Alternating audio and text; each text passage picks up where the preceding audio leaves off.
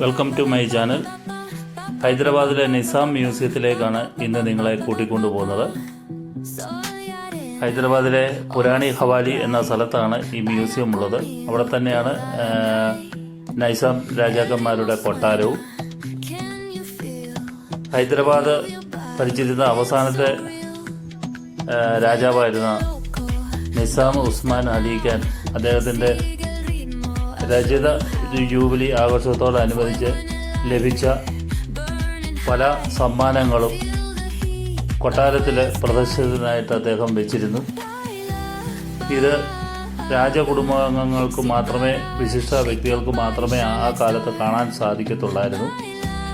രാജഭരണം കഴിഞ്ഞതിന് ശേഷം 2000 ആണ്ട് ഫെബ്രുവരി 18 ഇത് മ്യൂസിയമാക്കി പൊതുജനങ്ങൾക്ക് കാണാനായിട്ടുള്ള സൗകര്യം ഉണ്ടാക്കി. ഇതിലെ വചനങ്ങൾ പതിപ്പിച്ച സ്വർണ്ണ ടിഫിൻ ബോക്സും സ്വർണ്ണ സിംഹാസനങ്ങളും അതുപോലെ തന്നെ രത്നങ്ങൾ പതിപ്പിച്ച കടാരകൾ, പാത്രങ്ങൾ, വെള്ളി കൊണ്ട് നിർമ്മിച്ച ചായക്കോപ്പുകൾ, അങ്ങനെ ധാരാളം സമ്മാനങ്ങളും ഒക്കെ ഇവിടെ കാണാനായിട്ട് വെച്ചിട്ടുണ്ട്. അതുപോലെ 176 അടി നീളമുള്ള 150 വർഷം പഴക്കമുള്ള വാർഡ്രോബുകളുണ്ട്. തുണികളൊക്കെ മാറുന്നതിനുള്ള സൗകര്യമുള്ള ഒരിടമാണിത്.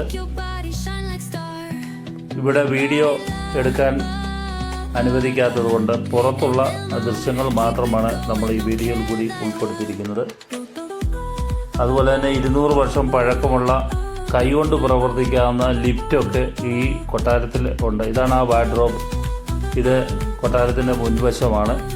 അതുപോലെ 200 വർഷം പഴക്കമുള്ള വിളംബര ഡ്രമ്മുകളൊക്കെ ഇവിടെ പ്രദർശനത്തിന് വെച്ചിട്ടുണ്ട്.